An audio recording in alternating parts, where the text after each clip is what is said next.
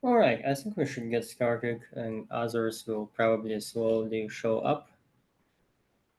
Let me just close my door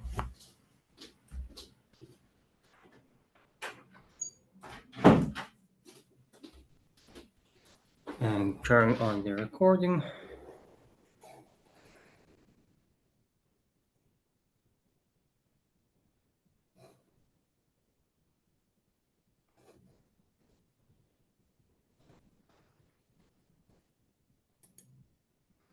Music recording cannot seem to.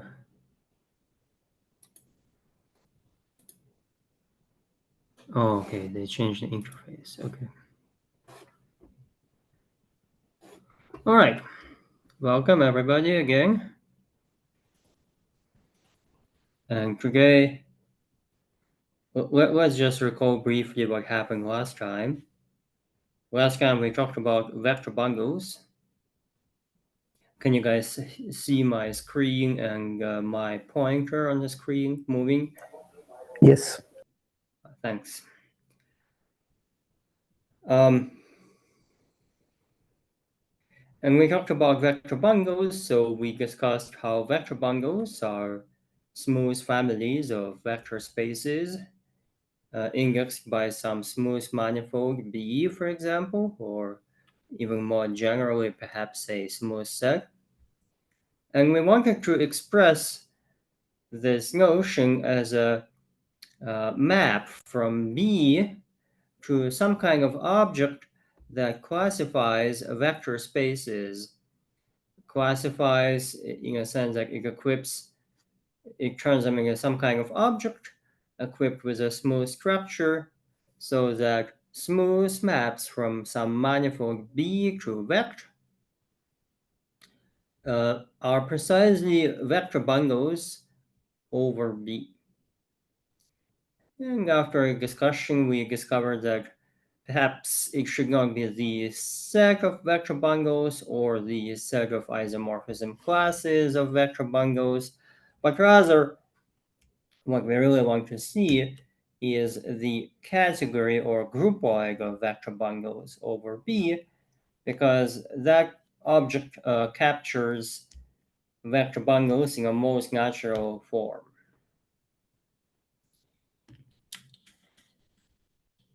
And from that, we immediately arrived at the necessity of defining smooth categories and smooth groupoids as a pre-sheaf, so a contravariant functor from Cartesian spaces to categories or groupoids.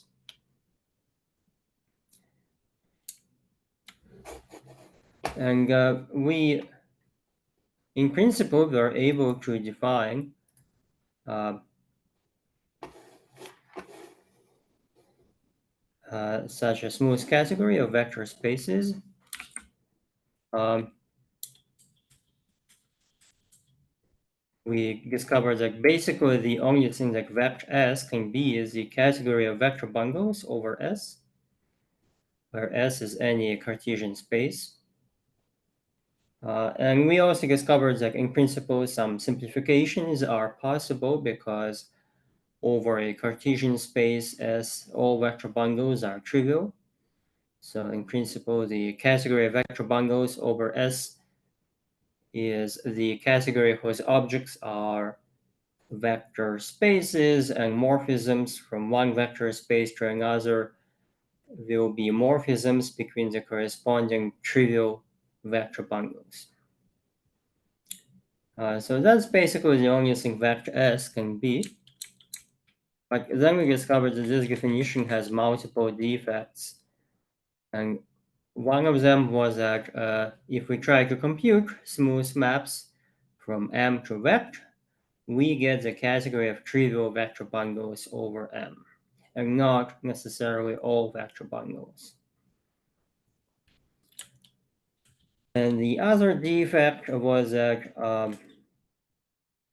in principle, our formalism, if we talk about the category of pre-sheaves of groupoids, somehow things that should be the same are not the same.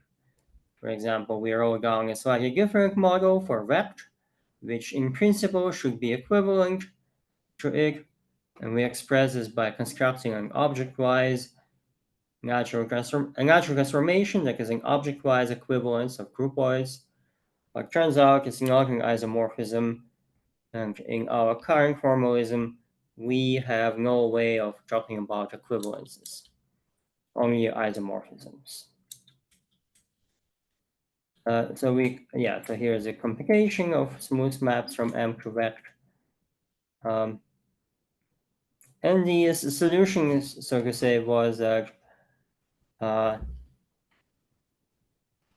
pulling back a vector bundle along some smooth map H should produce another vector bundle which need not be equal, but rather only isomorphic to a bundle that is given to us.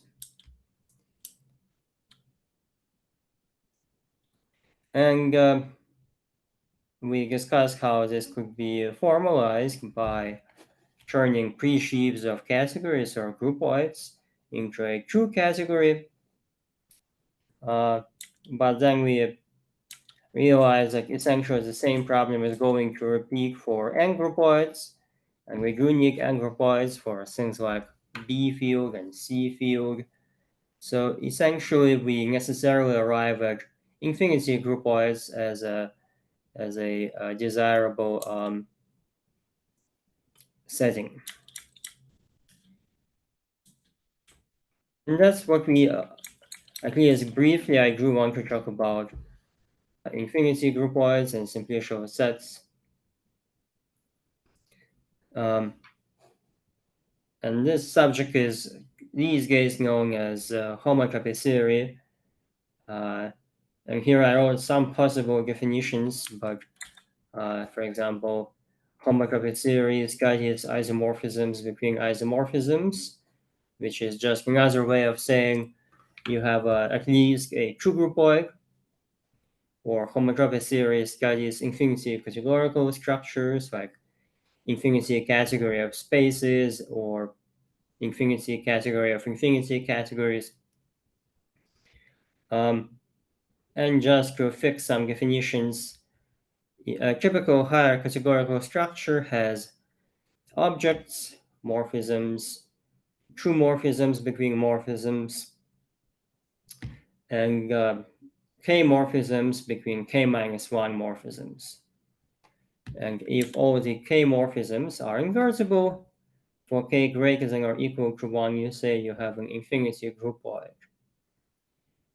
And if only k-morphisms for k true or higher are invertible, you say you have an infinity, 1 category. And this subject has a long history. Bicategories were already known no later than 60s, and higher categories started to be discussed in the 80s. In the 90s, there was a whole zoo of definitions already available, and the zoo continued to expand in 2000s. But out of this whole zoo, the zoo mostly has like seriously endangered species in it, and only a few models turned out to be viable. And here I listed a few of the more viable models for you. The 4 models I would like to highlight are relative categories. So a relative category, by the way, is just, I can give you a definition right away. It's a category C equipped with a subcategory W that has the same objects. And morphisms in W are known as weak equivalences, and that's why it's called W. A typical example would be chain complexes, and for weak equivalences, you take quasi-isomorphisms. And the only condition we have to verify is that you have a subcategory, so the identity map is a quasi-isomorphism, and the composition of two quasi-isomorphisms is a quasi-isomorphism, which is true. The second model I would like to highlight is simplicial categories. These are categories enriched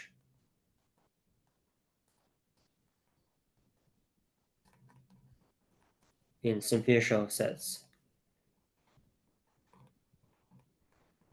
Do note there's a potential ambiguous bit of terminology here. So typically when we prefix some mathematical object with the adjective simplicial, it means you consider contravariant functors from delta to the category of such objects.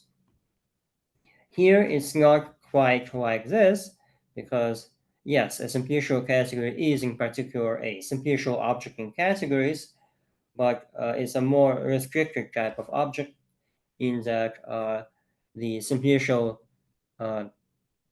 set of objects, in fact, has to be a constant simplicial set. So not all simplicial objects in categories will be simplicial categories. The next model is called complete single spaces, and that's the one that we will be discussing in a bit more detail, because turns out it's by far the most convenient model for Bordism categories and higher Bordism categories. And finally, of course, we have to mention quasi-categories. And by far the largest source on quasi-categories is, of course, the various writings of Jacob Lurie, including the higher tuples theory book, the higher algebra book, which is not published, the spectral algebraic geometry book, which is not yet complete even, and more recently there's an online project called Keragon, which covers sort of similar things to higher tuples theory and higher algebra, but with a new exposition. And all these use the word infinity category to refer to a quasi-category.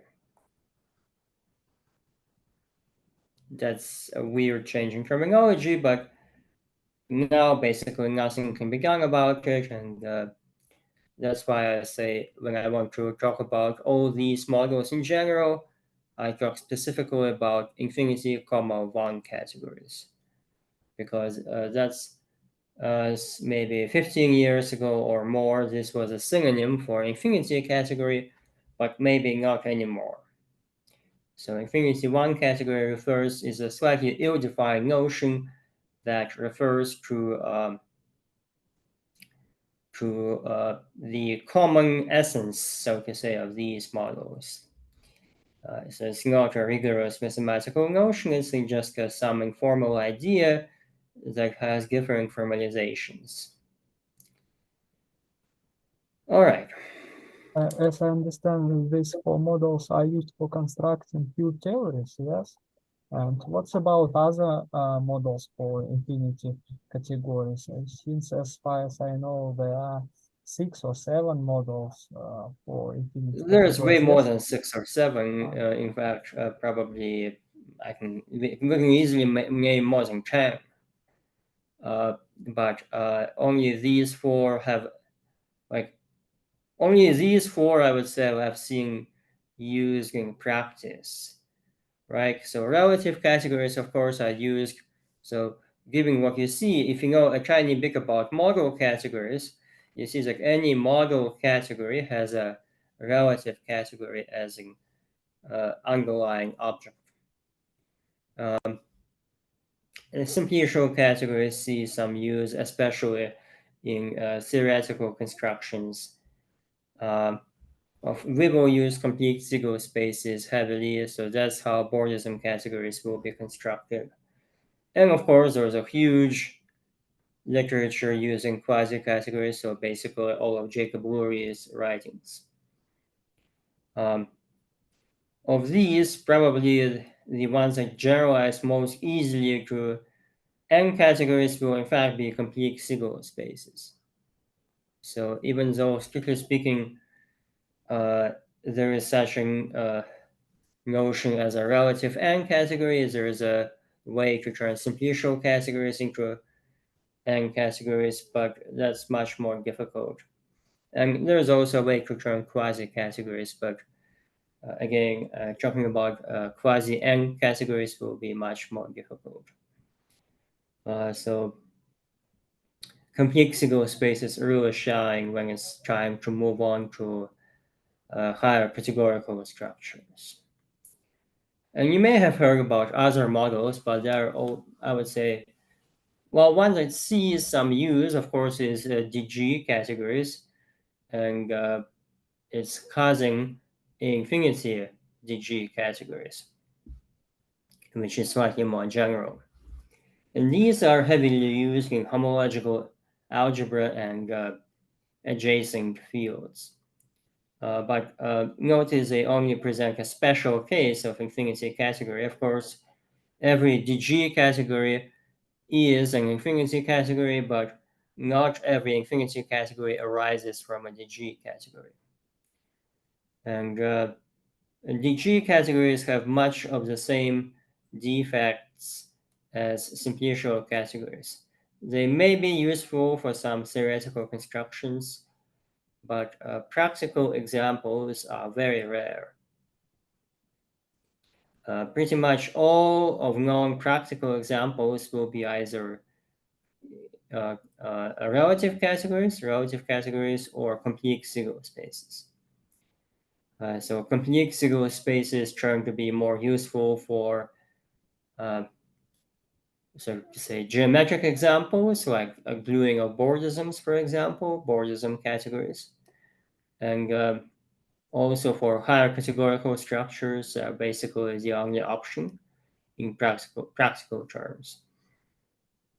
Relative categories are very useful for constructing simple examples, like I already mentioned chain complexes and quasi-isomorphisms.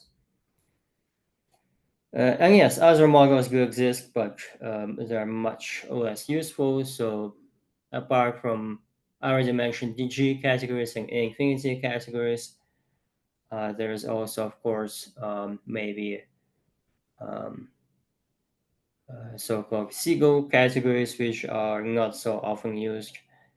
And a few more, I guess, like in the 1990s, by the way, there was a whole zoo of algebraic definitions for higher categories. These use notions like operads and similar related ideas to define higher categories. As far as I'm aware, pretty much all of these definitions are extinct or seriously endangered species, in that nobody seems to be using them. You can look at the NLab page for higher categories, and it lists a whole bunch of other models which are not really in use anymore. This may change in the future, but basically, I would say one reason these models died out is that in the 90s, most of these models were of the algebraic flavor. What algebraic means in this context, well, maybe, for example, simplicial categories are an example of an algebraic model. So you have algebraic operations like composition, identities, and these satisfy strict algebraic identities. And if you need some homotopy coherence, it is encoded also using algebraic identities. As it turned out, algebraic models are very impractical. And basically what we realized, at least in 2000s and later, is that so-called geometric models like Siegel spaces or quasi-categories are much more convenient to manipulate in practice. Because instead of a whole zoo of algebraic identities, you have maybe some simple so-called geometric conditions. And those of you who are familiar with the notion of an infinity algebra as an algebra over the infinity operag, you can compare the complexity of this notion to the complexity of a Siegel gamma space, which, if you don't know what it is, we are going to study it later. And of course, infinity algebras are much more complicated to define. So in this case, the geometric definition, like a Siegel gamma space, turns out to be much easier to manipulate. So the takeaway from this is that there are algebraic models and there are geometric models, and geometric models are much easier to manipulate in practice. So basically, I would probably classify 3 and 4 as geometric models, and I guess 1 is kind of borderline case, but I would still say it's mostly a geometric model. Yeah, 1 is definitely a geometric model. So of these 4, maybe only the simplicial categories are an algebraic model. And that's why we have so few examples of simplicial categories in practice, because typical practical examples rarely satisfy such strict identities for composition.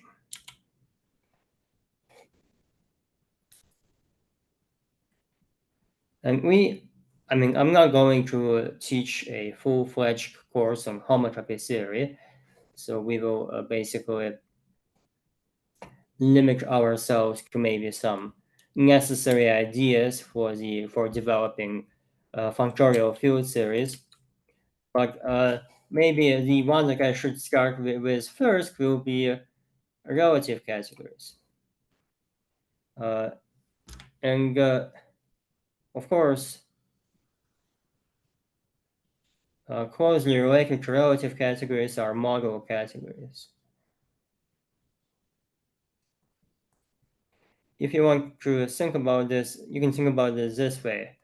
A model category is a relative category equipped with some additional data, like the class of cofibrations or fibrations, that makes no difference whatsoever for any theoretical computation, or it makes no difference what the answers you get will always be the same.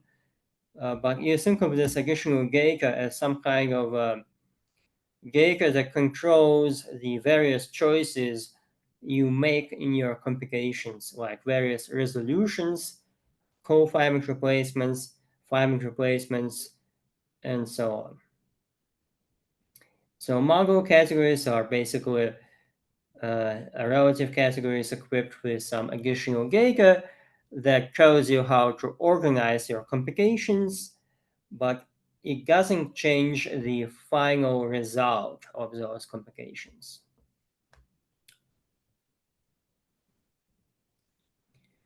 And let me maybe illustrate why we can expect something like a model category to show up. And let's recall our motivation. So we want to define a pre-sheaf vector, and we want to have that maps from some manifold X. So let's say X is a smooth manifold.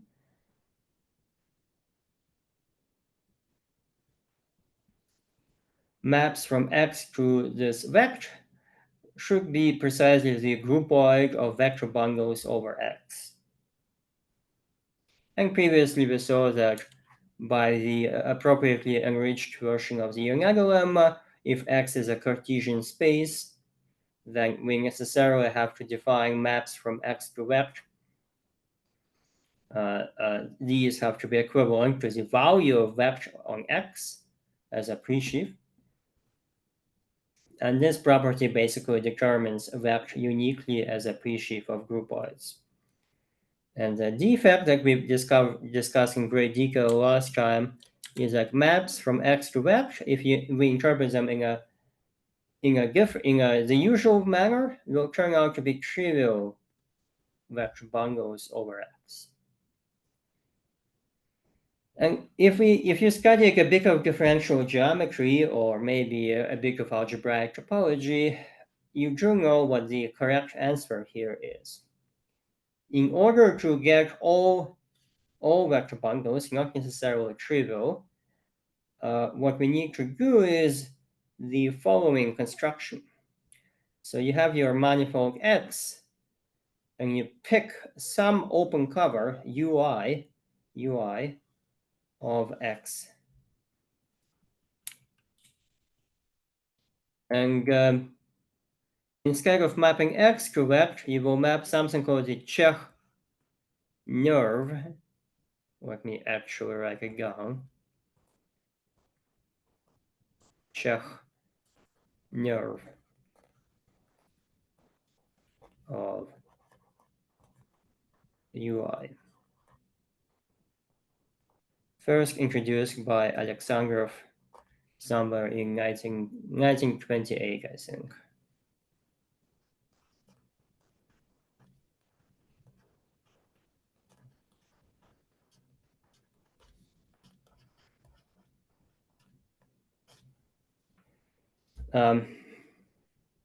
So the Czech nerve, which I will explain in detail in a second, is what we actually map into vector. And as I will explain shortly, this map here will encode the what is known in traditional differential geometry as a co-cycle Geiger. Co-cycle Geiger for a vector bundle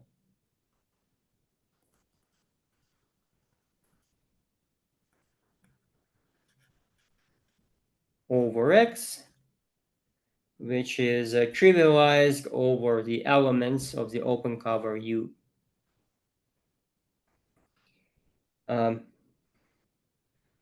So you see somehow, instead of mapping X to vector directly, we seem to have some kind of a zigzag, where first you map from X to the Czech nerve in the opposite direction, and then map the Czech nerve to vector. And this is highly emblematic of what we are going to see later. We are going to see model categories, and this is exactly how confinement replacements work. So in maybe later today, or maybe in the next lecture, we will see that the Czech nerve is precisely the confinement replacement of X.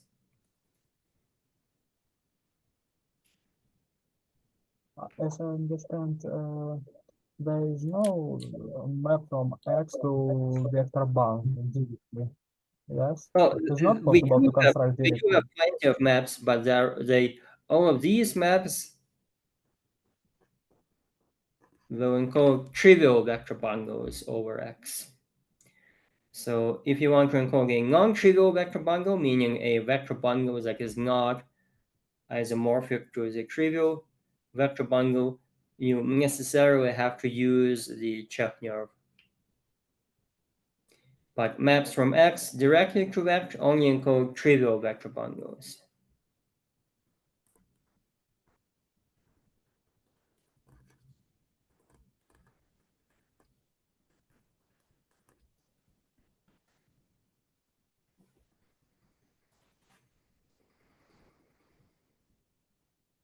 Thank you. All right, so let me explain what this Czech nerve is. It's called Czech nerve, even though it was discovered by Alexandrov, but Czech get used a bit later to study, I guess.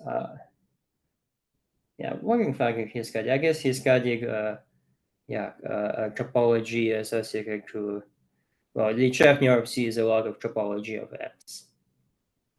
So let's define Czech nerve, and let's recall that here in this diagram here is a diagram in the category of contravarying functors from cart up to groupoids. And the other way to talk about the same category is, which is a tautological reformulation, is that if you have a contravariant functor from Cartesian spaces to groupoids, you can extract its objects from these groupoids, and these will form a pre-sheaf of sets. You can extract morphisms from these groupoids, and these will form a pre-sheaf of sets. And then the source and target maps will be natural transformations between such pre-sheaves, and the composition maps will work as expected. So what you get is called a groupoid object. A groupoid object in the category of pre-sheaves of sets.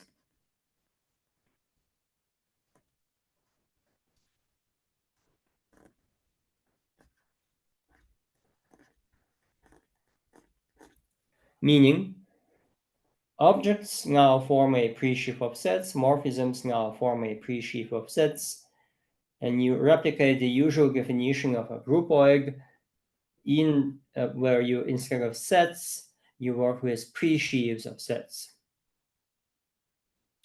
So that's called an internal groupoid or a groupoid object, and that's how we are going to define the check nerve.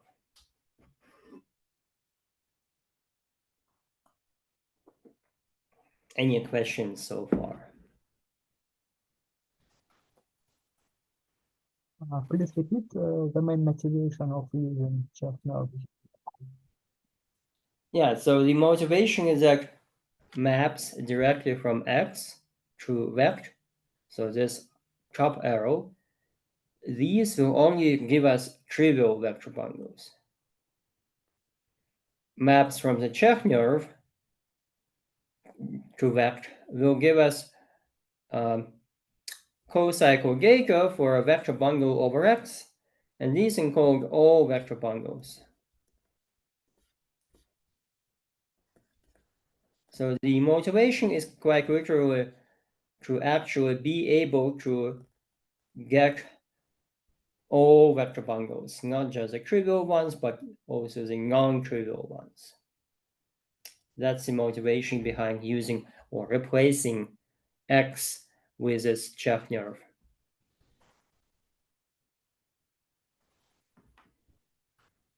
There are any reverse map to this which are shown in diagram. So say again? About reverse maps. It is possible to construct reverse map. No, not in this setting. And that's, you really should think of the zigzag. If you really want to think about it as a morphism, this map would have to be inverted formally. So maybe that's what I should have mentioned, is that this arrow is inverted formally.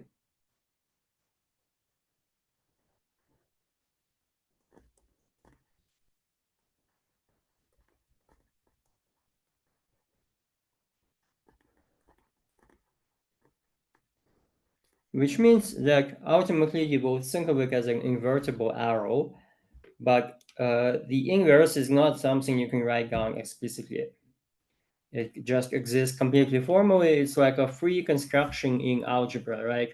For example, I don't know, think of a free group on a set or a free algebra on a set, right? In a free group, you have new elements, which are words, which are formal multiplications of generating elements and their inverses. And that's the most explicit description you can give for the free group. Here, when we invert arrows formally in this category of pre-sheaves of groupoids,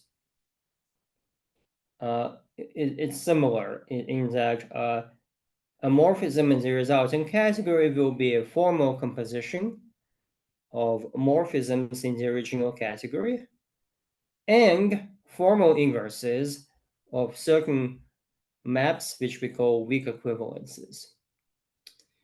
And that's the most explicit description, almost the most explicit description of a morphism in the localization that you can give. And in principle, this statement could be qualified in some aspects, but very roughly, it is how you can think about it that a morphism from X to vect will ultimately turn out to be such a zigzag interpreted formally. So there is no actual way to invert this other than to just invert it formally as a purely symbolic expression.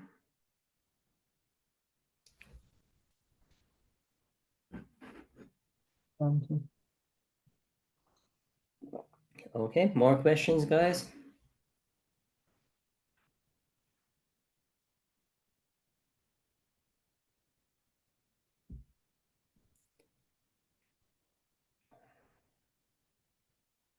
All right, let's now define the Czech nerve.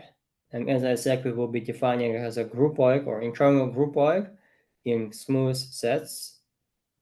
So these pre-sheaves. So I have to first define for you a smooth set of objects. And for the smooth set of objects, I'm going to take the coproduct, or if you want, disjoint union of all UIs. So what I call UI is some open cover of my manifold X. Yeah, and since in our case we're working with a Cartesian site, let me assume that UI and the pairwise intersections are Cartesian spaces. So it really is a good open cover.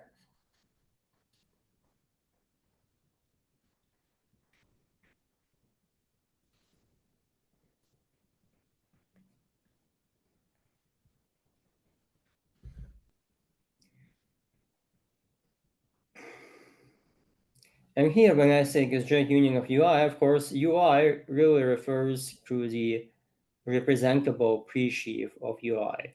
So if I was a bit more strict with my annotation, here I should have written the Yonaga embedding applied to UI.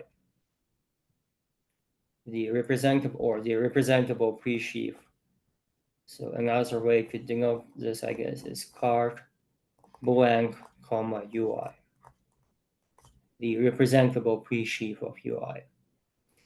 But we see that thanks to the Yonaga lemma, we can abuse the notation and just say UI when we really mean the representable pre-sheaf.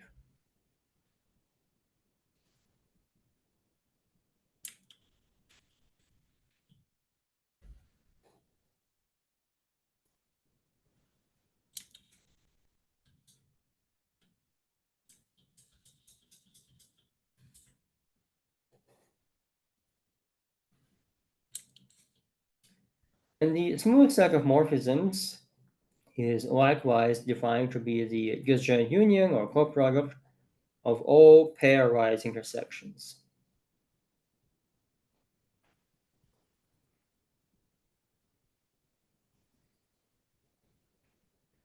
Okay, so that's the stuff that makes the Czech nerve, but now we also have to define some maps, some structure maps. A groupoid has a source and target maps as well as composition maps. So let's look at the source and target maps first.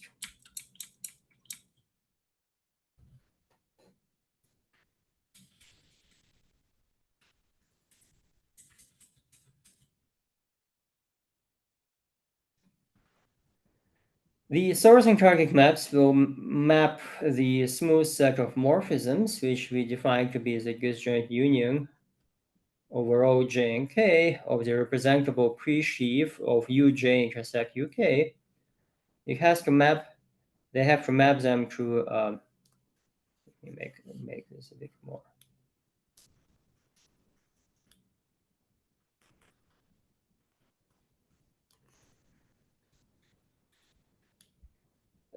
the source and target have to map this to the disjoint union of all UIs. So here is source, and here is target. And how do these maps work?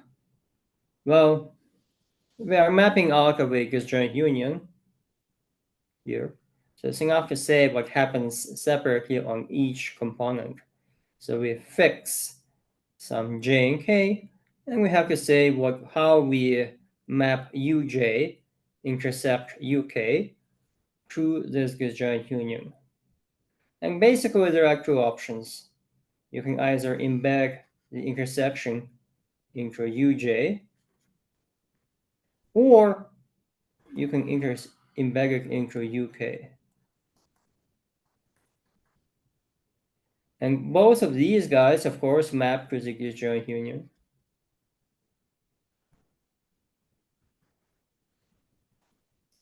So the first one is a source, and the second one is a target.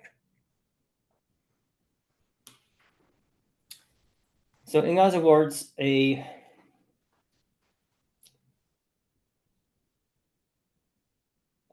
you want an object in your groupoid is basically a point in your manifold X together with a choice of the index I such that this point belongs to UI.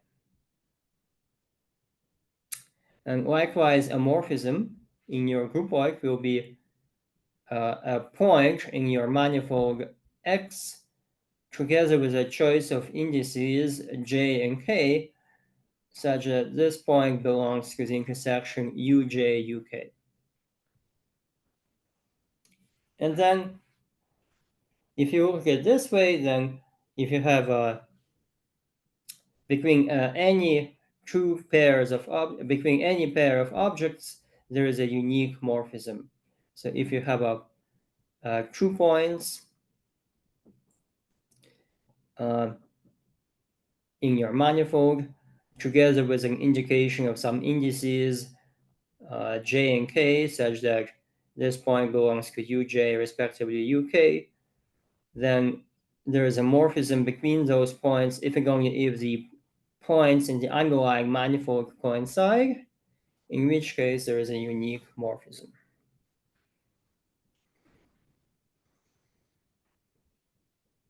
So this groupoid is very special. It's what is called a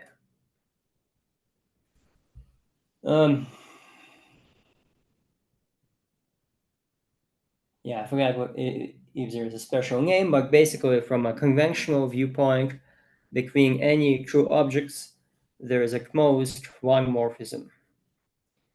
So between any two objects, you either have no morphisms or at most one morphism.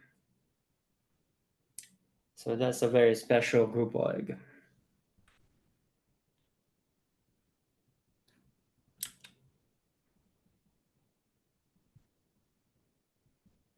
Let me maybe write down at least some of what I just said in writing, just so our informal interpretation is that an object is a pair x, I, where x is a point in our manifold X, capital X, and I is an index such that X belongs to specifically UI. And a morphism will be a triple X, X, J, K, such that X again is a point in capital X, and J and K are indices such that X belongs to UJ intercept UK. And the interpretation of source and target maps is that this triple defines a morphism from X, J to X, K. So morphisms can exist only between objects that have the same first component, the same point in capital X, and then between any two objects given by different indices j and k, in this case, there is a unique morphism. Which of course also tells you immediately how to compose morphisms, and the choice of identity morphisms is also unique, right? So if you have three morphisms,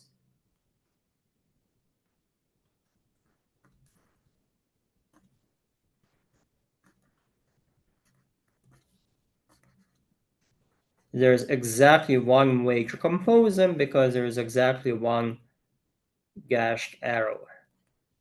Because the first components are the same, there's exactly one arrow.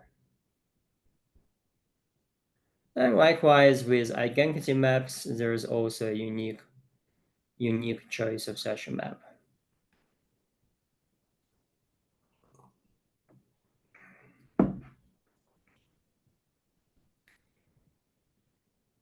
And just in case you were wondering about the formal definitions, I wrote some formal definition here for identity and composition, but this is really just expanding on what I said before here in the language of smooth sets.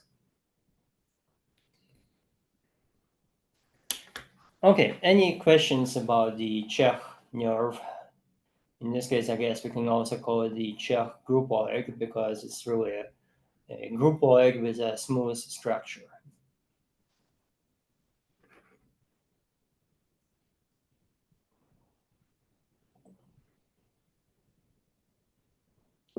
Please repeat about S and T maps about these two green arrows. S and T.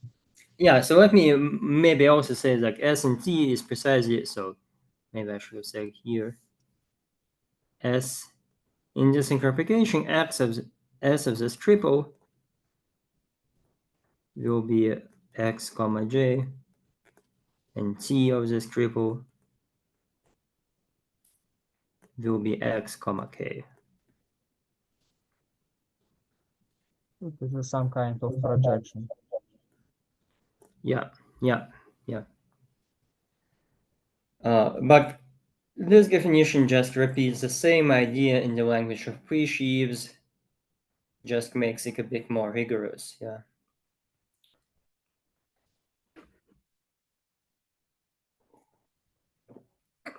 In principle, by the way, since we are already familiar with the formalism of the functor of points, you could have made this definition actually completely rigorous. There's no need to wave our hands here. Instead of, if you just say, instead of X belongs to capital X, I can maybe say slightly more generally, X is a morphism, a smooth map from S, a Cartesian space, to X. Now, if S itself is a point, then such an X will pick out a point in capital X.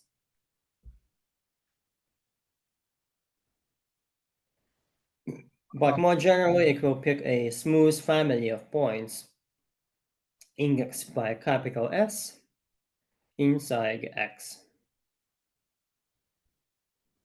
Please, may you a bit more clarify about the red triangle? Why Yeah, this the map red triangle defines composition. why this map are uniquely determinate? Yeah. So between any two pairs of objects, so this groupoid has a very special property that between any pair of objects, there's at most one morphism. And such a morphism exists if the first component, the X component, is the same for the source and target. So if I were to, in particular, there are no arrows from X comma J to Y comma k, no arrows if x is not equal to y. So a morphism exists if and only if the first component, the point in x, is the same. And if that's the case, then this morphism, such a morphism, is unique. So when we define composition of two arrows, the first component must be the same for all three objects, because in order to be composable, the codomain of the first arrow must coincide with the domain of the second arrow, so this middle object. And this means that the first component must be the same for all three objects. In particular, the same for the first and the last object. That's what allows us to define this arrow, the composition. Okay, thank you. You're welcome. So to return to the blue, writing, if I replace a point in x by an arbitrary smooth family of points in x, and then repeat everything I said before verbatim, I mean, of course, now you have to replace x belongs to ui with something like the map x factors through ui, so the image of x is a subset of ui, for example. But other than those trivial modifications, the definition stays the same. And this, in fact, would be an alternative definition of the Czech nerve. The Czech nerve has as its groupoid of S points, the groupoid that so this would be basically a definition in this language here. So I guess I should have highlighted in red. So the red definition would define it much more directly as giving a Cartesian space S, I can construct a groupoid for you.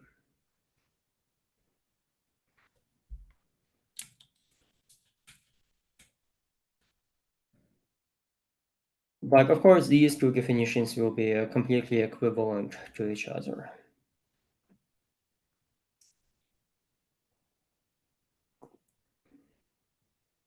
Okay, more questions?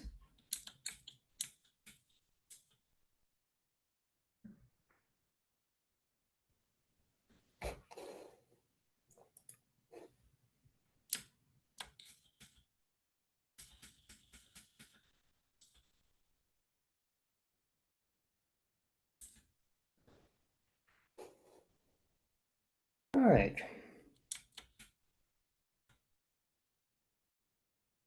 Now let me analyze. I did mention that morphisms from the Czech nerve to vect should be some kind of co-cycle data. And let's see how exactly this works, actually. So let's recall that these two guys are either pre-sheaves of groupoids or equivalently groupoid objects in pre-sheaves of sets. And in particular, a morphism of such objects will be described by what it does on objects and morphisms of such groupoids. In our case, both objects and morphisms will form a smooth set.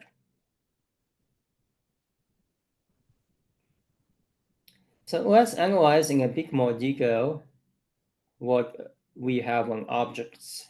Let's recall that the smooth set of objects is a disjoint union of all UIs.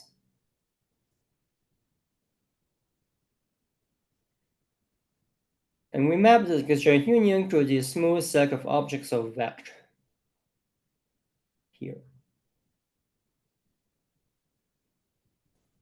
Well, mapping out of a disjoint union amounts to mapping each component UI separately to the smooth set of objects of vector.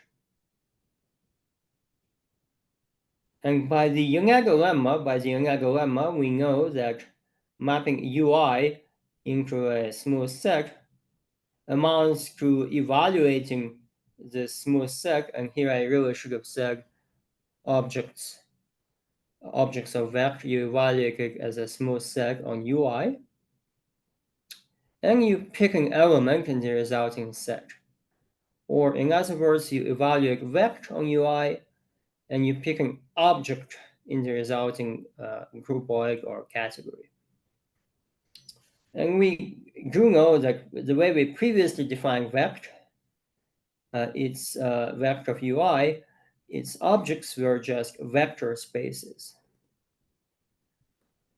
Recall that we think about such a vector space as a trivial vector bundle with a fiber VI.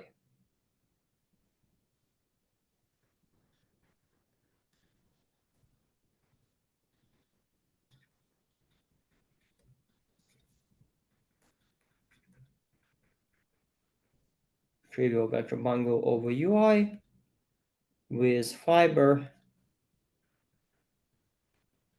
VI.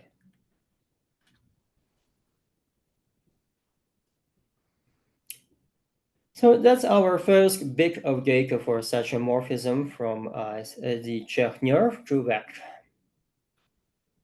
For every I, we must specify some VI, a vector space, which we think of as encoding a trivial vector bundle over UI with the fiber VI.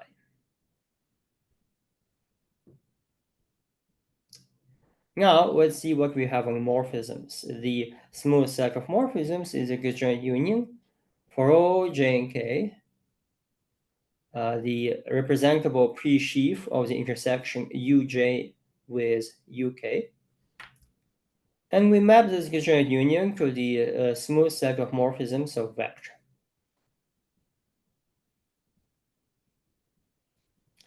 And this map, of course, has to be compatible with the source and target maps. Now, if we expand what this means, if you recall, maybe on the website I should have placed our definition of vector. So let me scroll back and show you.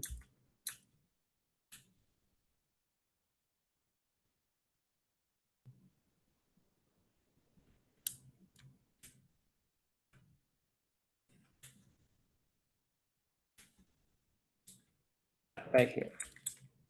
So vector, recall, to a Cartesian space S, we assign the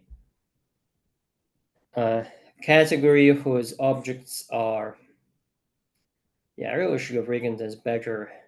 Let me actually insert another page here, and I will properly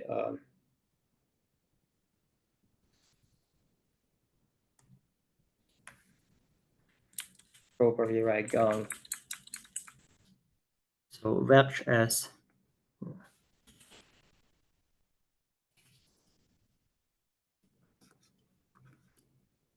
So we are defining vector, a contravariant functor from Cartesian spaces to groupoids.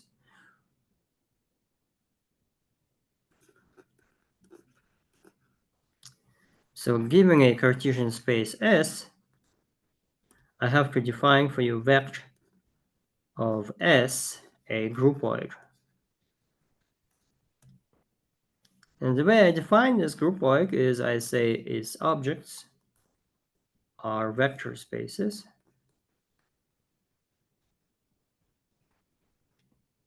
And given two objects, say V1 and V2, the set of morphisms in this groupoid, the set of morphisms from V1 to V2, is precisely the set of smooth maps from S to the vector space given by the linear maps from V1 to V2.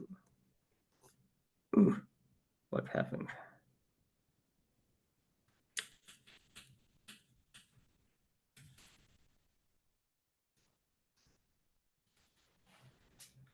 So that's a completely rigorous definition.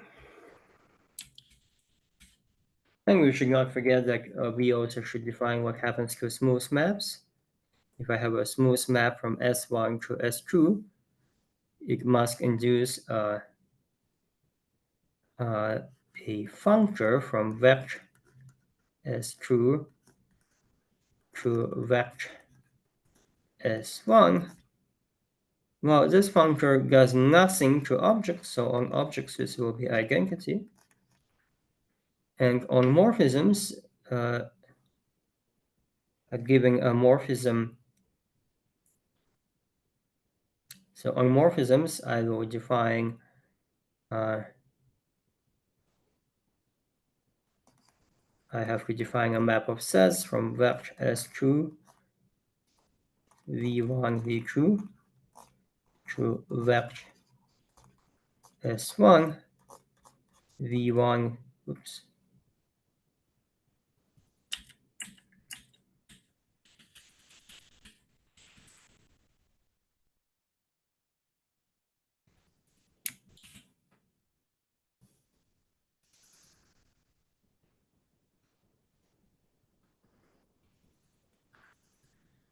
From V1 to V2.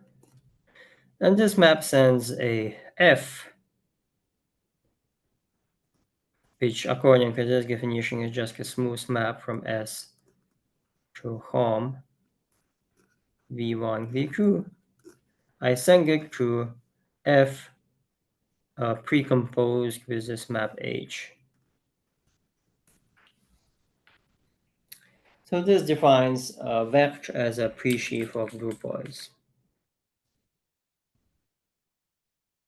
Now, if you compare this definition with what we are computing here, you can see that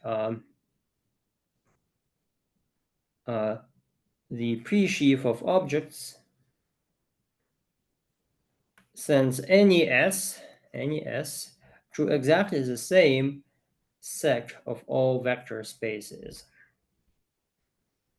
And here I'm saying vector spaces form a set, which of course is not quite true, but this is a standard problem. It has a standard solution.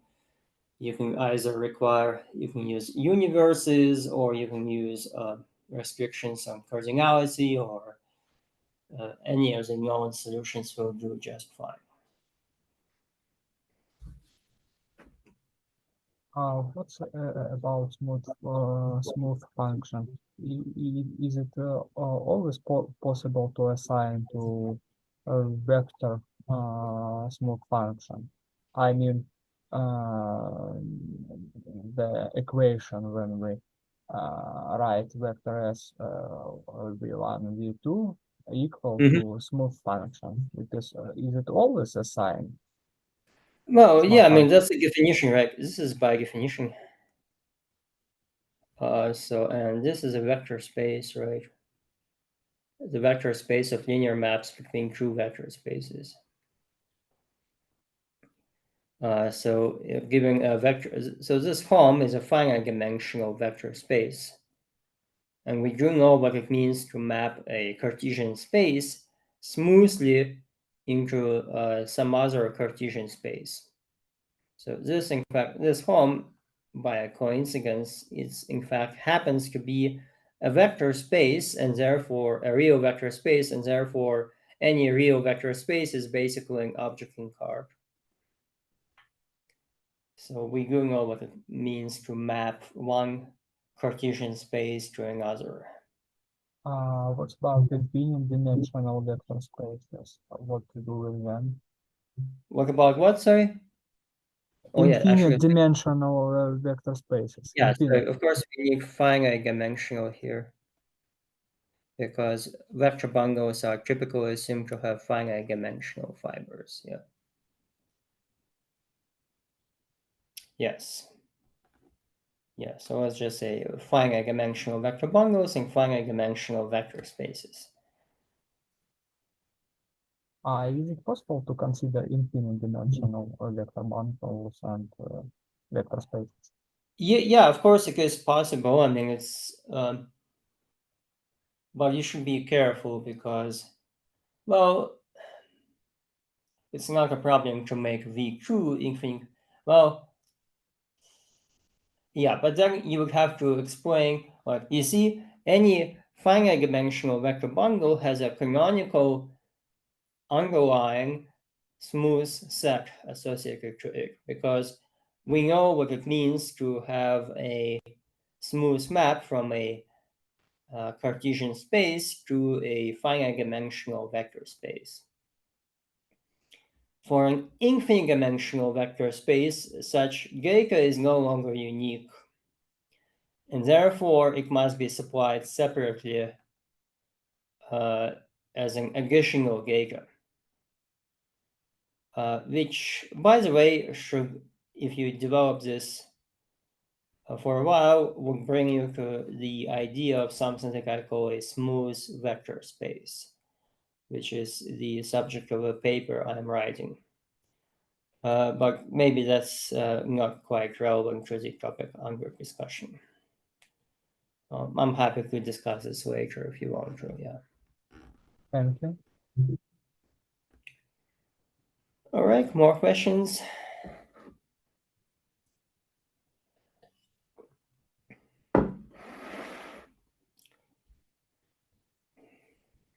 Okay, so now if we compare the left side and the right side, so just to revisit what we previously explained, the smooth set of objects of vect, if you look here, you assign exactly the same set to all possible choices of S. So this is known as the constant smooth set or a discrete smooth set.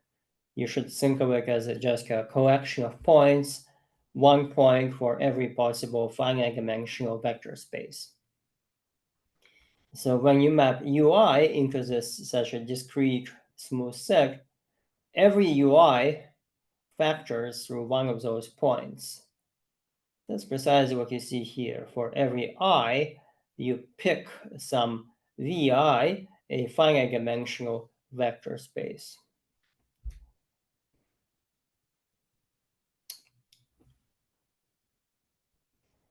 And for morphisms, well, first of all, let's recall that we are defining a map from a disjoint union of all uj intersect uk for all possible j and k into the smooth set of morphisms here. And furthermore, this map is not arbitrary. It must be compatible with the source and target maps. So a functor must preserve sources and targets. So if I fix some j and k and concentrate my attention on a fixed intersection uj intersect uk for a single choice of j and k, well, uj intersect uk is a smooth collection of morphisms from well, if you look back, every point in uj intersect uk is a morphism of the form x comma j comma k, and such a morphism has xj as its source and xk as its target. And here x can be either a single point, or much more generally, x can be a smooth family of points in capital X. And in particular, as a parameterizing S, I could have taken, for example, uj intersect uk.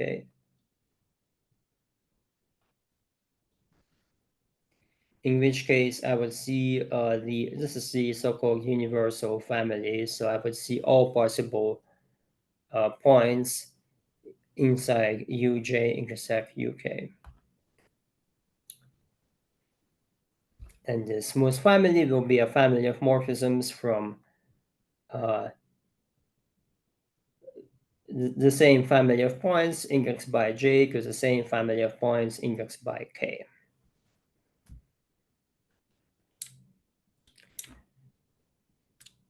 So if we keep these sources and targets of uj intersect uk in mind, then we see that when we map it to morphisms of vectors, so the smooth set of morphisms of vector, and require that it is compatible with the source and target maps, we see that in concrete terms, TJK is just a smooth map from the intersection to the internal home from Vj to Vk.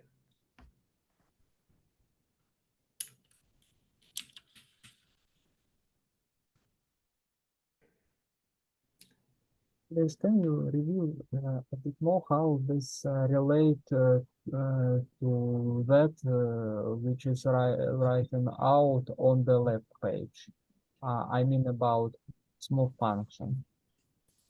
Yeah, of course. So the point here is that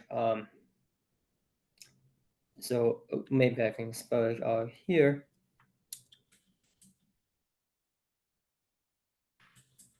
So this is the end of the definition. And let's say we want to understand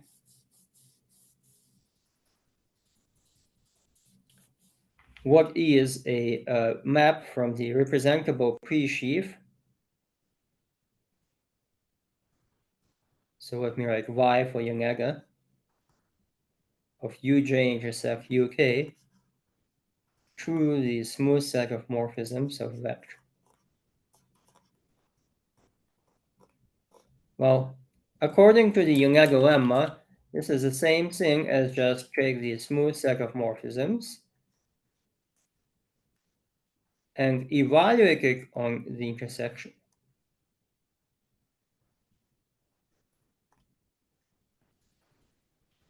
And now let's look back at our definition. We saw that so this more vector evaluated on this smooth set. Well, equivalently, you can say this is the set of morphisms of the groupoid given by evaluating vector on the intersection.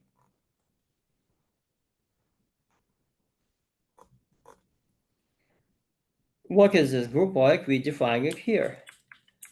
This groupoid has finite dimensional vector spaces as objects and smooth functions of this form as morphisms from V1 to V2.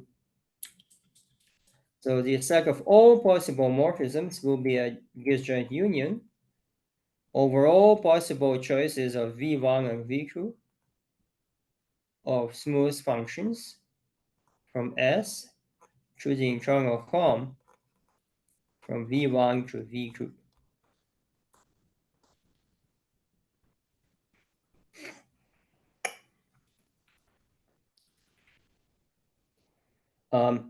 So that's what we get just by mapping a representable pre-sheaf into the smooth set of morphisms.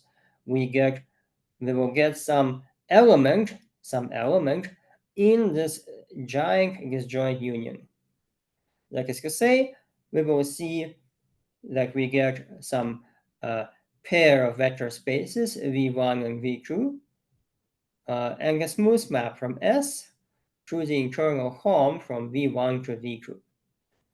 That's what we get just by mapping into the smooth set of morphisms.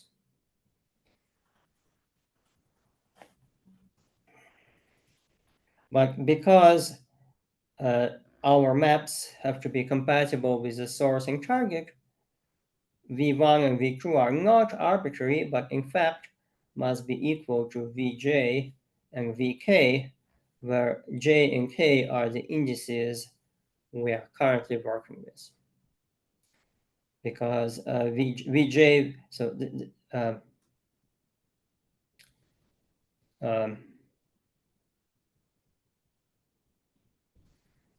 points in uj intersect uk will be morphisms from from points in uj to points in uk.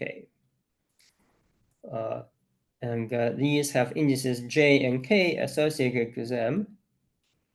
And we previously mentioned that uj maps to some vector space vj and UK maps to some vector space VK.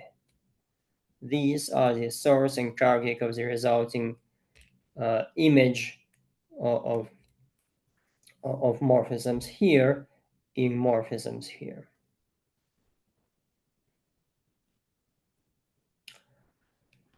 So V1 and V2 necessarily have to be equal to Vj respectively Vk because of the compatibility with source and target maps.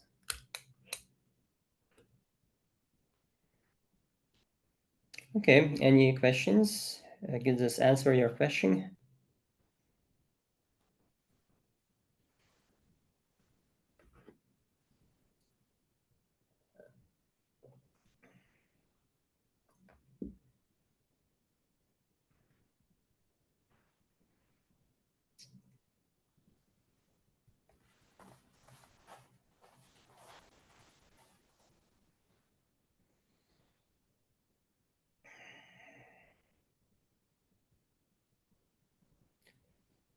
All right, now let's see. So we described what our functor does to objects and morphisms. We already imposed compatibility with the source and target maps. And now we also must impose the condition that this functor preserves identities and composition.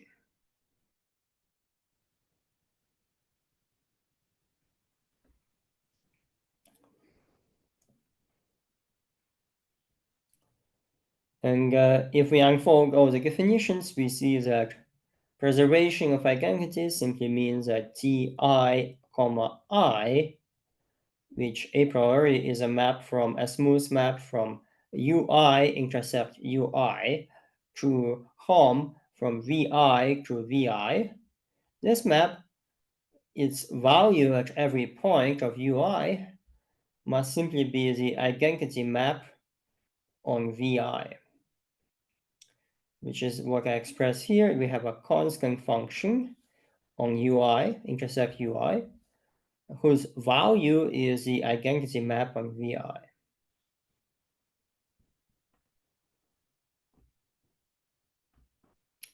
Sometimes, in some contexts, this would be called the normalization condition.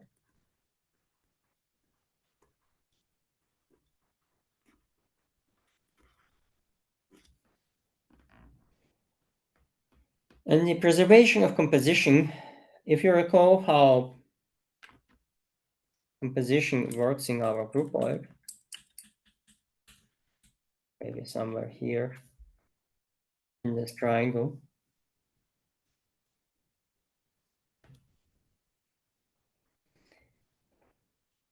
we see that so here, to points going from index j to index k, we assign the transition. Oh, by the way, this is called, of course, the transition function. That's why t is called t.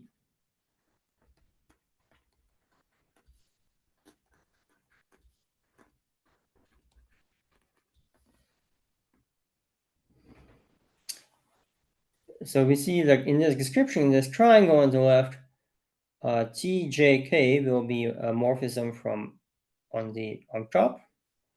tkl will be a morphism on the right, and tjl will be a morphism from upper left to bottom right, the diagonal arrow. So the preservation of composition simply means that tjk, which is a smooth function from uj intersect uk to home from vj vk,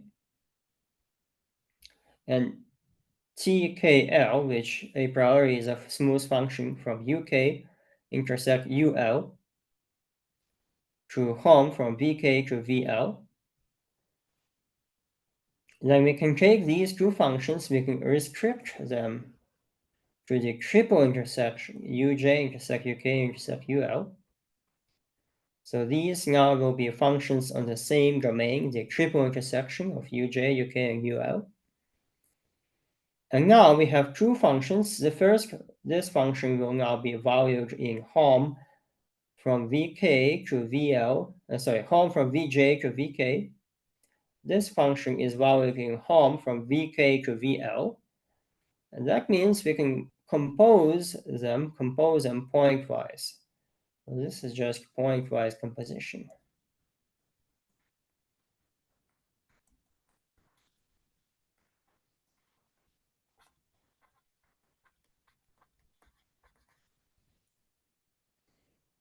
And this pointwise composition has to be equal to the restriction of TJL to the triple intersection.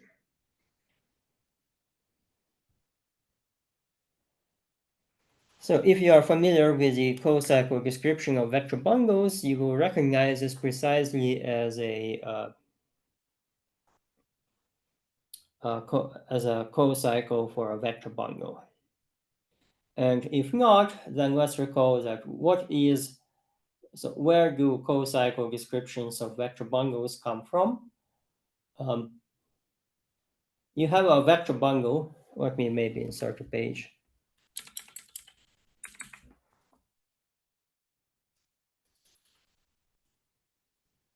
So imagine you have a vector bundle over some base x.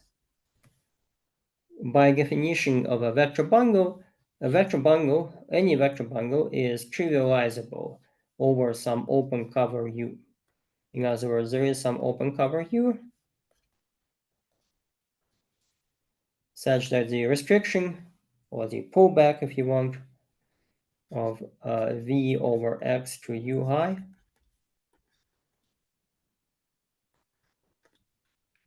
So here I have a pullback. Let me call it VI is a really bad letter because we already used it for something else. Maybe I should call the total space of the vector bundle some other letter, W.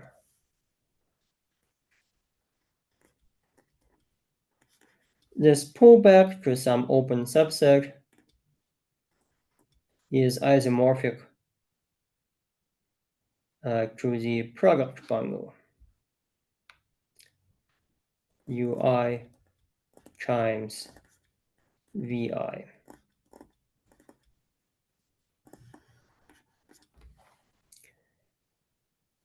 So any vector bundle is trivializable over some open cover.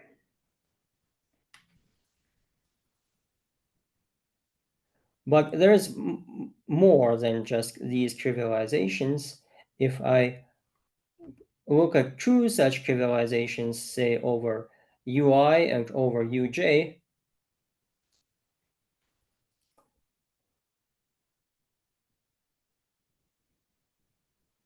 and here I have a problem that the diagram is now going to be way too big, but never mind, let me just expand it.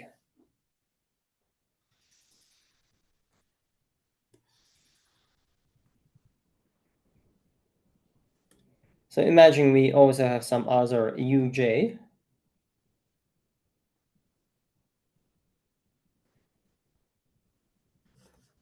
Oops.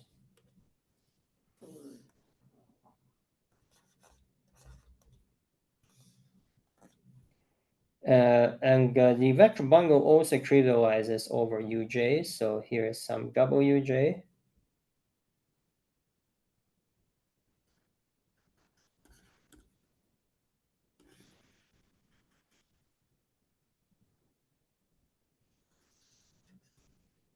And the pullback is again isomorphic to the product.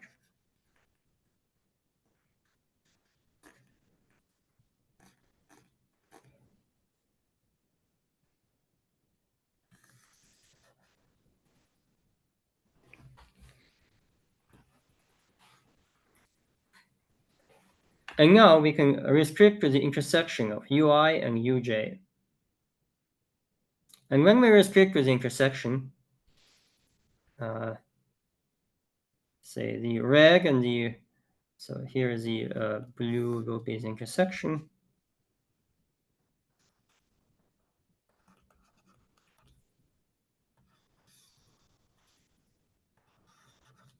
You can do it in two ways. You can either take this trivialization, trivialize using this isomorphism here, and pull it back further to the intersection. And let me keep writing it in red.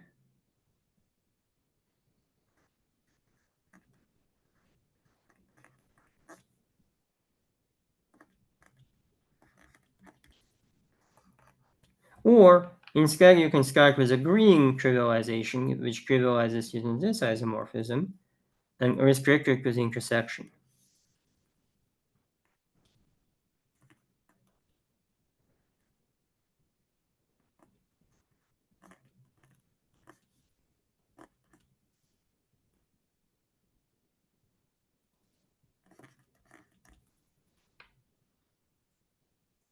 But since both green and red are pullbacks of ultimately the same vector bundle, VW over X, these two guys must be isomorphic. Now, I ran out of color, so let me use blue again. So there should be a blue arrow between them, which is an isomorphism. Oh, I should have drawn it in the opposite direction, sorry, this way, from Vi to Vj. And such a blue arrow must also make this whole triangle with this vertex, and this vertex commute, which means that the first component is prescribed. This component will be just the identity map. So on the first component, we do nothing. And only on the second component, something interesting happens. Well, such a blue map was called Tij. Well, Tij is precisely your transition map.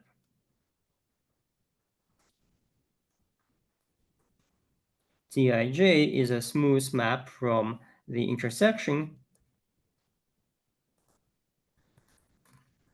to linear maps from Vi to Vj. So that's your second component.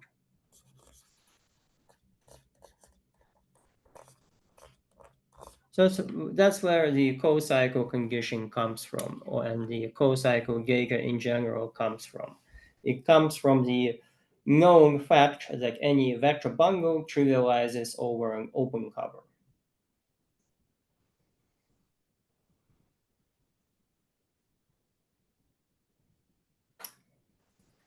Okay, that was a brief crash course in co-cycles for vector bundles.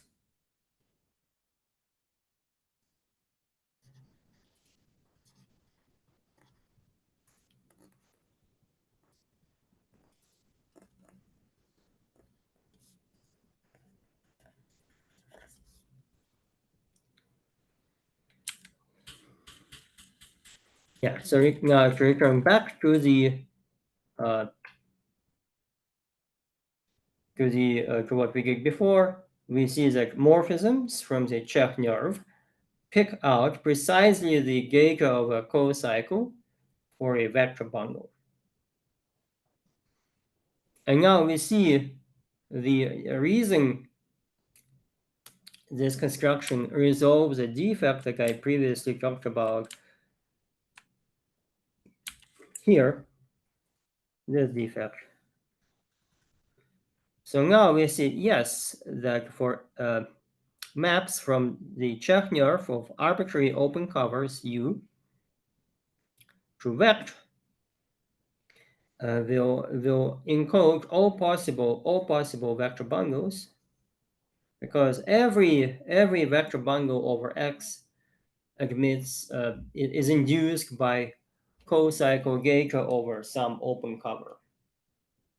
In fact, it suffices to pick a single open cover for all vector bundles, namely, if you just pick a good open cover of X, we do know that any vector bundle is trivial over a Cartesian space. So a single open cover will work for all, a single good open cover will work for all vector bundles. And that's exactly what I'm using here. So the moral of the story is that the Czech nerve of some good open cover of X is somehow an equivalent replacement for X. And once, so you should really think of x and Chekhov of u as being equivalent in some sense. And we will define what it means precisely a bit later. But for now, we can just see that mapping out of the Chekhov gives us all possible vector bundles over X.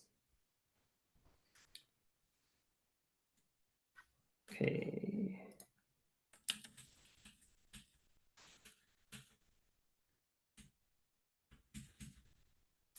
Yeah, so that's what I indicated here.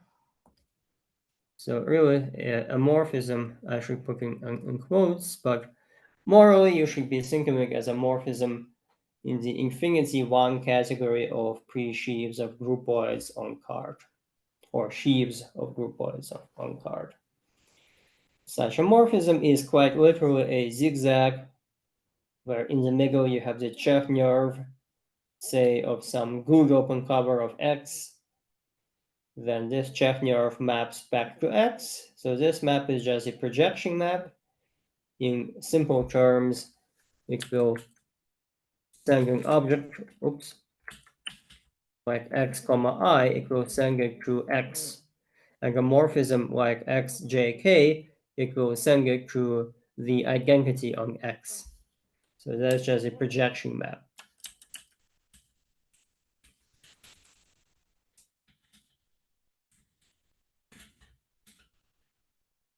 And these maps encode precisely the co-cycle data. So a morphism in quotes amounts to saying, okay, first pick a good open cover of X by some good open cover U, and then pick a co-cycle data for this open cover. So that's a completely concrete example how the formalism, the abstract formalism of scats and simplicial pre-sheaves that we are going to develop later, how it is capable of handling uh, uh, the task of encoding non-trivial vector bundles. It does it in precisely this fashion. So a bit later, we will see that the Chekhov of some good open cover U is precisely a co-fiber replacement of X in the so-called local projective model structure on simplicial pre-sheaves. And one recipe you learn in model categories is that morphism in quotes, that's what's also called a point in the derived mapping space, or also known as a derived map. And such a morphism, you would co-finally replace the source, so replace X with this Chekhov. Finally replace the target. In our case, vec is already fibered. And then map normally from the co-finement replacement like the Chekhov to the finement replacement like vec here. So this is a very typical example of how you compute maps in a model category.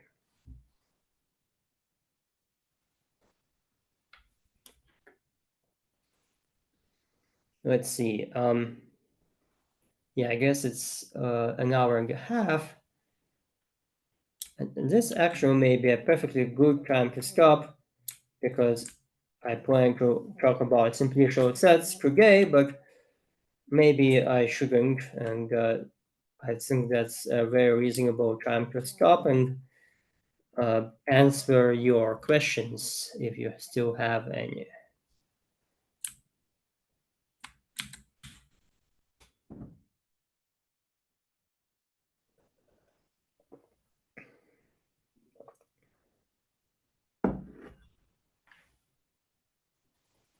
Can you comment on the last diagram again in short? You mean the zigzag here, or No, which on the next page. On the next page. next page? You mean Yes. This diagram. Yes. yeah. So here I attempted to explain where do like how to motivate maybe I should say, how to motivate these transition functions Cij and the co-cycle condition, which I should have probably mentioned. So this thing here, this equality is called the co-cycle condition. It looks a bit random, but it's actually not at all random because where it originates from. And so what you say here is that if you have a vector bundle over X, it trivializes over some open cover UI. So if I pull back my original vector bundle to some UI, I get a trivial bundle, meaning the pullback, which is what is called WI here, is isomorphic to the trivial vector bundle over UI with some fiber VI.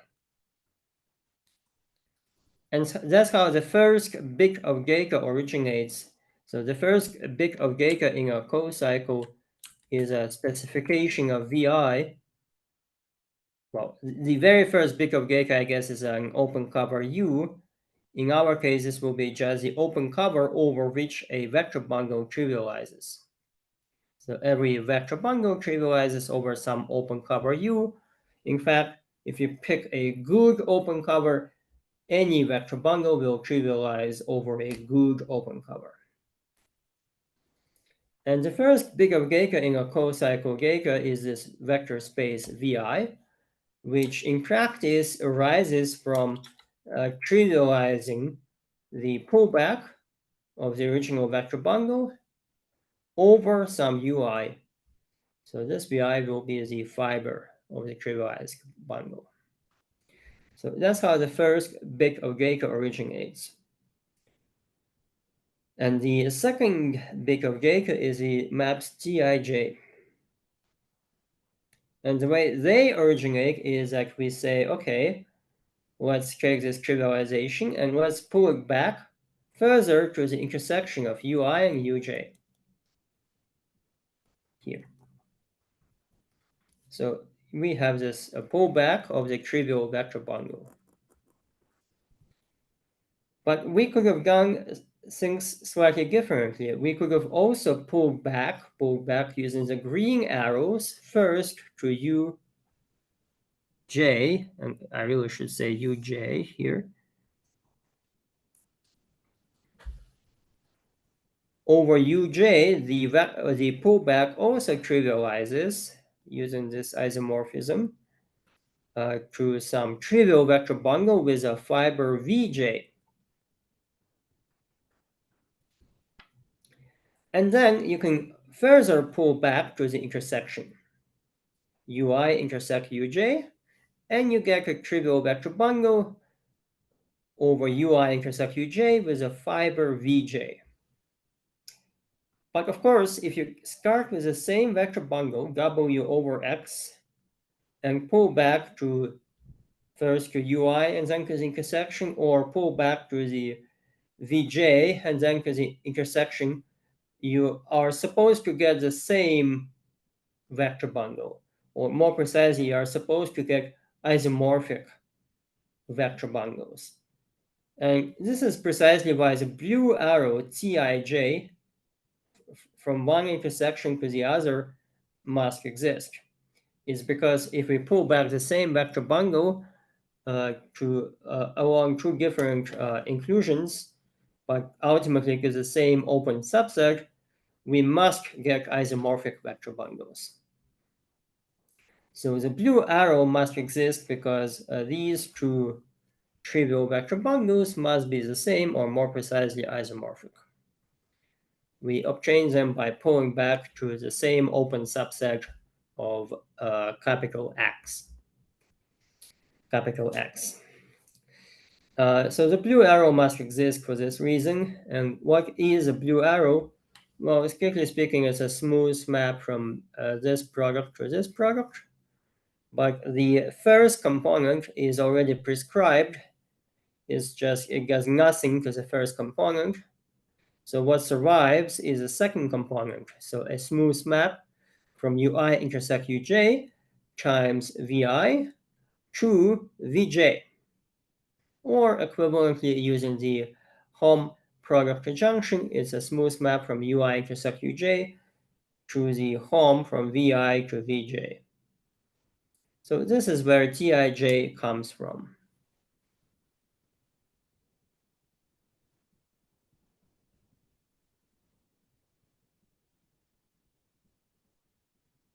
Is needed, as I understand, for encoding intersection of open sets, yes? Of our Yeah, open so set. tij is called the transition function. So the point is like tij, you can take your bundle w over x, pull it back by restricting it to ui, and then trivialize it here, and then pull it back further to the intersection. And then you can say, oh, okay, I'm here now. And let me pass to the other trivialization is a green one. And I do it using this blue isomorphism.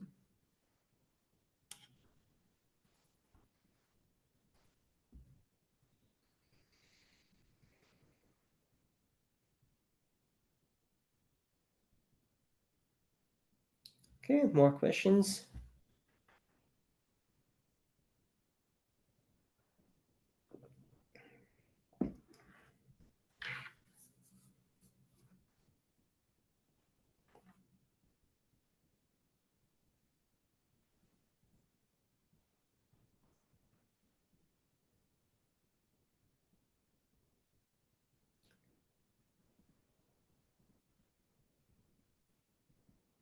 Okay, I guess this is it for today, but before everybody leaves, maybe let me first stop the recording and stop the sharing.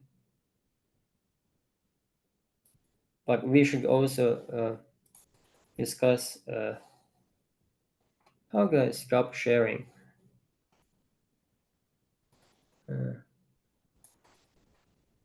Is there a way to stop sharing? Let's see. Somehow I lost where. Am I still sharing my screen? No. Oh, okay, great. And let me stop the recording. Yeah,